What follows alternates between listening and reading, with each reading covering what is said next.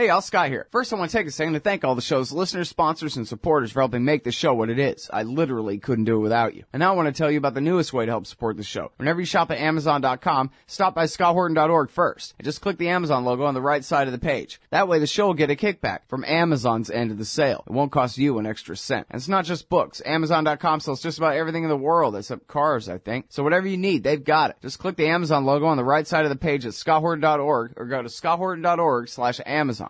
All right, guys. Welcome back to the show. Now, on to our first guest today. It's Jeremy Keenan, and very importantly, he writes for Middle East Eye. He is a Professorial Research Associate at the School of Oriental and Africa Studies at the University of London. He's written many books, including The Dark Sahara and The Dying Sahara, and is a consultant to the UN and the European Commission, etc., like that. His most recent article at Middle East Eye is called Mali, a peace deal to promote conflict. Welcome back to the show, Jeremy. How are you doing? Hello, Scott. Very good. I was going to say good evening, but it's actually good morning with you, is it not? Yeah, it'll be lunchtime here in about half an hour. Wonderful. I'm on Texas time. But, yeah, good evening to you, sir. Yeah. Very good to have you back on the show, and I'm kind of kicking myself that we haven't been keeping up all this time. When I go back through your archives here and look at, this obviously extensive knowledge that you have of Mali, the conflict and the background and everything. So I guess before we get to the peace deal, let's talk a little bit about the war deal. Start in 2011 or before that? Sorry, which deal? The war deal. What happened? What happened that started the most recent conflict, and then we can get to what's so bad about the peace agreement. Okay, yeah. Well, one can take the start of the conflict back and back and back in history, but sure. I suppose the best time to start is really with the fall of Gaddafi. With the fall of Gaddafi, or the overthrow of Gaddafi, a lot of Tuareg who had gone up into Libya looking for work. Some of them as mercenaries, but most of them just emigrating out of the Sahel region, that's out of Mali and out of Niger, because there's of drought, lack of employment, lack of money. So they'd gone up to Libya. And a lot of them came back. We're talking about certainly many hundreds, possibly 2,000 or 3,000, I mean, that sort of number. So they came back into Niger and into Mali. Those in Niger, the problem of coming back home was sort of resolved, but in Mali it wasn't. There had been a rebellion, a Tuareg rebellion against the government, both in Niger and in Mali, running through about 2008, 2009, 2010, and it had never really been resolved, but it had sort of died down through exhaustion more than anything else. But these guys came back. They came back with a lot of arms. They were very angry. They were angry with everybody, with the West for overthrowing Gaddafi, with everybody because of their circumstance. And when they got back into Mali, the Mali government, which is down in Bamako, which is a good sort of 1,000 miles away from the northern part of Mali where the Tuareg come from, they paid very little attention to them. They paid very little attention to their grievances, and that really sparked off a renovation, if you like, of the rebellion. So this is at the end of 2011, October, November, December, and by January 2012, they had taken up arms, and very quickly they had overrun northern Mali. But also very quickly, their movement, this is the Tuareg rebel movement, had been hijacked by a so-called Islamist movement or groups of Islamists, which were in fact being supported and supplied by Algeria from the north, which has never been made sort of very public, largely to weaken the Tuareg movement because that was a threat to Algeria as well. So we get an awful mess developing in northern Mali, and by the middle of 2012, the whole of northern Mali is effectively in the hands of jihadists, that's Islamist jihadists, rather than the Tuareg rebels who had been almost sidelined. And that sort of reaches a stalemate. But then by the end of 2012, the Islamists start to break out further south, threatening towards the capital, and with the UN and other parties sort of really faffing around, not really knowing what to do, France decides to move in with a military intervention. This is in January now 2013. They very quickly pushed the Islamists back up into the north, killed off several hundred, but certainly didn't overcome the problem. In fact, the security situation isn't much better now than it was then. That really led on to the whole question of some sort of peace agreement, which has been going on really since then. But 2 or 3 months ago, starting in May, then again in June, July, an agreement, a peace agreement of sorts, was signed by most of the parties. I say that very reluctantly because if you took it to an international court, it probably wouldn't stand up for very long, largely because of the amount of sort of coercion on some of the parties. Most of the Tuareg claimed they had no say in the peace treaty at all. There's some truth in that. So it was a bit of a coerced peace agreement, if you like. And that didn't really last for very long. More fighting continued. This is now through August, September, October, really up to about a month ago. Now between really a very complex ethnic mix, but to put it a bit simply, 2 different Tuareg groups.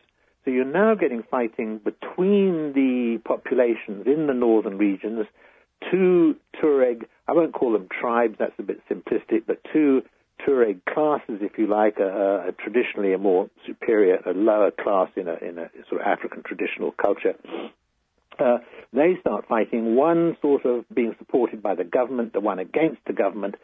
That got very, very messy. So we're getting a continuation of fighting, but almost, you can imagine the groups involved in the fighting sort of, changing, if you like, as time moves on. In short, there's been really, since 2011, and before that, 3 years of rebellion, but since the overthrow of Gaddafi, we get this renewed rebellion in the north, taking on this very complex mix, first of all with the Islamists coming in, then in internal divisions between the fighters themselves, and that takes us up to pretty well where we are now. And at this particular moment, probably over the last 2 or 3 weeks, 4 weeks, maybe the most optimistic signs out of a very pessimistic situation just beginning to emerge. So right now we might just be sort of looking at slightly better scenario, but from a very wretched base, if you like. Mm-hmm. And which are those latest developments? Well, I suppose there's been an agreement which was reached with the intervention of UN peacekeepers, various other international bodies, about a month ago between these 2, I call them Tuareg factions, Tuareg groups who were fighting. One group was being backed by the government and a lot of other fairly nasty militia, so it was a pretty nasty bunch. They were fighting predominantly the old Tuareg rebels, without getting more complex. So, if you like, 2 Tuareg groups. And that fighting had got pretty nasty. It came to an end about a month ago, roughly. Frankly, more as a result of exhaustion. And this is kind of an interesting scenario. If you go back over... Actually, hold it right there, Jeremy. We got to take this break now. Okay. And then when we get back... We'll hear about the peace deal, what could be in it, what should be in it, and what sounds like some optimistic signs, even if, for kind of negative reasons. As you said, they just killed each other out and are tired now. But anyway, everybody hang tight. We'll be right back with Jeremy Keenan. Oh, I've been saying Keegan this whole time, too, I think. I'm so sorry. Jeremy Keenan from Middle East Eye. Hey, Al, Scott Horton here. It's always safe to say that one should keep at least some of your savings in precious metals as a hedge against inflation. And if this economy ever does heat back up and the banks start expanding credit, rising prices could make metals a very profitable bet. Since 1977, Roberts Brokerage Inc. has been helping people buy and sell gold, silver, platinum, and palladium, and they do it well. They're fast, reliable, and trusted for more than 35 years. And they take Bitcoin. Call Robertson at 1-800-874-9760 or stop by rrbi.co. Superior blends of premium coffee. Roasted fresh in Zionsville, Indiana. Darren's Coffee satisfies the casual and the connoisseur. Scott Horton Show listeners, visit darrenscoffee.com and use the coupon code SCOTT at checkout for free shipping. darrenscoffee.com. Because everyone deserves to drink great coffee. All right, you guys, welcome back to the show. I'm Scott Horton. It's my show, The Scott Horton Show. Jeremy, again, I'm sorry if I've been saying Keegan. There's another guest I've been interviewing lately named Keegan, and it's Keenan, everyone. Keenan. Keenan. Jeremy Keenan at Middle East Eye.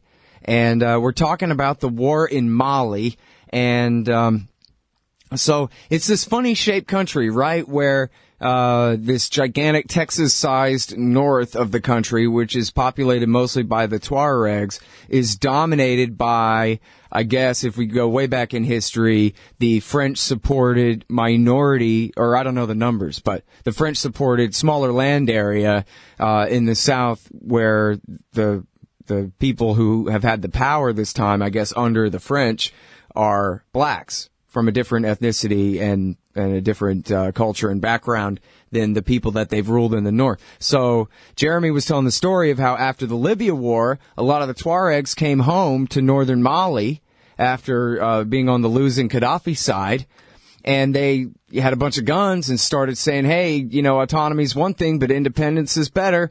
And then how Algeria sent the jihadists, many of them came from Libya, obviously, to come and sideline, as Jeremy said, the Tuaregs and take the war all the way down to the south, at which point the French finally intervened and went and backed up the government in the south and kicked the invading jihadists out and back up to the north and all that. Now, one of the things I wanted to go over here with you was how before the French intervened, I guess it would have been in the fall of 2012, Hillary Clinton took a trip to Algeria to ask them to do something about the jihadists in northern Mali that you're telling me the Algerians, that the Algerians were actually in cahoots with at the time. So I'm just wondering, I mean, this is the same Hillary Clinton who was in cahoots with the Libyan Islamic Fighting Group and Ansar al-Sharia in Libya. So who knows? But do you think she was just being deceived there, or she just had no idea what the hell was going on with this war at the time? Well, I don't want to get involved in Hillary's problems or not, as the case may be. Well, I mean, if you remember that visit, I mean, did that seem confusing to you? Like, what is she doing? You've just reminded me of it. The point here is that whether Hillary knew about this or not, I have absolutely no idea. But the point is that the Algerian Secret Service did work very closely with the American intelligence services, extremely closely, and they have done all through the so-called War on Terror. And the Algerian Secret Services, which was known by American intelligence, were supporting many of these Islamist groups. I can't really say much more than that, because that pretty well sums it up. Whether Hillary knew that or not, I don't know. But well, then are you saying that you assume it's the case then, or it seems obvious it's the case that Algeria was working with the Americans then in supporting these jihadists in northern Mali just as well as in Libya before? Well, I'd be a little bit careful with the words there. Okay. It's like a triangulation. America was working with the Algerian Secret Services. Okay, that's one connection. The Algerian Secret Services, they were working with the various, call them jihadi groups in the region, which they had been for a long time.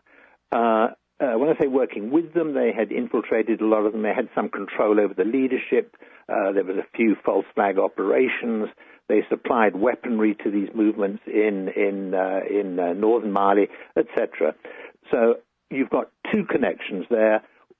Making a triangle out of it is a little bit tenuous, because although people within the American intelligence services did know about that relationship between the Algerian secret services and the jihadists, I have no idea whether it would have gone across to Hillary's side of things in State Department, whether she would have been aware of it.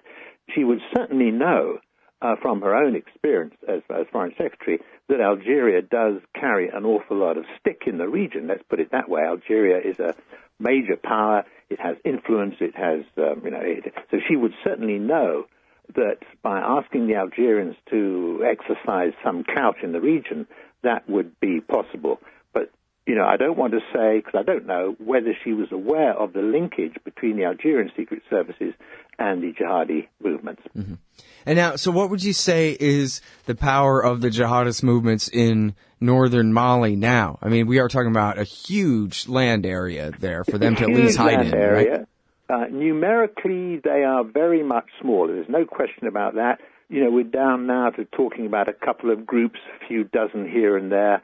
But active, they're causing quite a lot of trouble, particularly in the central Mali region. They are offshoots of the group that was operating there, you know, at the time we were talking about just a couple of years ago. They're still, you know, fairly small groups. They're causing problems. They're hitting the odd police post every now and again. There's probably about an incident on average, every 2 or 3 weeks, perhaps. There have been a couple that have crossed over into the border, going further south into Burkina Faso and the Côte d'Ivoire border. So the jihadi elements in the country are still fairly problematic, let's put it that way, but they are infinitely less powerful and numerous than they were when France moved in a couple of years ago and pushed them back out. Because when it pushed them out, a lot of them went north up into Tunisia, more went over into Libya, so they kicked the problem down the road, to use an expression, which is really what they did. And that problem has become quite serious, of course, in other parts of the Sahara now, Libya, in Niger, and across into Chad. And Mali is sort of left, but, you know, with a residual, quite an active, you know, jihadi sort of problem, but not as big as it was a couple of years ago. And so the Tuaregs are basically back in charge in northern Mali then, for the most part? Well, or no? Let's put it this way. The government has not reestablished itself in any real sense or form, that is a military presence or anything else, in the northern region of Kidal. Kidal, that's Kidal, that's the northern region, which is the predominantly Tuareg region. That is still pretty much in Tuareg sort of hands, with United Nations, a peacekeeping force up in the area. So this new peace agreement, you know, there's still the big question of how is that region going to be sort of reintegrated back into the country. This all has to be worked out. I mean, the peace deal is still very much up in the sky. The actual implementation of it has a long way to go. It's not going to be easy. I'll be very surprised if it doesn't result in further outbreaks of skirmishing here and there, maybe a bit of fighting. I'm not optimistic, really, for the future. Although the present situation is a little bit more optimistic, you know, today than it has been over the last year or two. But it's going to be a lot of uphill struggle, and a lot will depend not so much on the Mali government, which is really not very well trusted and not very competent at all, but on the international community, which hasn't really excelled itself so far, but it has the opportunity to do so now, let's put it that way. And there is an awful lot of money waiting in the wings. There's $3 to $4 billion equivalent of pledged money. That means you probably won't all get there, but there's an awful lot of money from the international community available for the redevelopment of the North, but big questions about, you know, corruption, accountability, all these sort of things. So, you know, those are problems that have to be surmounted. All right, now, and you mentioned the war spreading to Niger and Chad, and I believe it was Chad where I read they were putting in the new drone base there. Maybe it was both. I can't imagine that's really helping, although that's supposedly the purpose of putting them there is to help. But can you talk a little bit more about the spreading of the war there to the neighboring states now? Yeah, sure. The war has spread sort of eastwards, if you like, sort of from Mali through Niger. When I say the war, the presence of so-called terrorist groups, Islamist groups, numerically not very big, but and in fact there's very little information on what is going on there. But what has happened is the French military have moved into the region with a military operation which is called Barkhane, Operation Barkhane. That's 3,000 troops. It's actually probably nearer to 4,000 or 5,000 troops stationed through Niger, Chad. A little bit of support from Americans, but very much in the back room, so to speak. In fact, 30 trainers went to a place called Agadez this last week with the drone base, as you say, and the French have got drones there as well.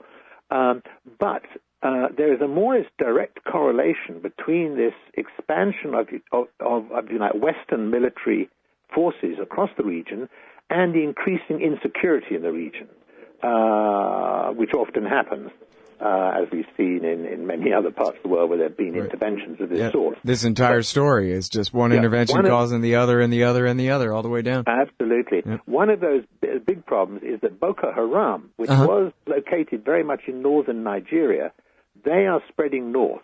So you're getting Boko Haram moving out of northern Nigeria, possibly being pushed by the Nigerian army, which hasn't exactly excelled itself over the last few years, but moving north into very poor rural areas, dry, arid areas of Chad and Niger, causing a lot of problems there. There's outbreaks of there are attacks on communities in those areas almost on a sort of daily or semi-weekly basis at the moment.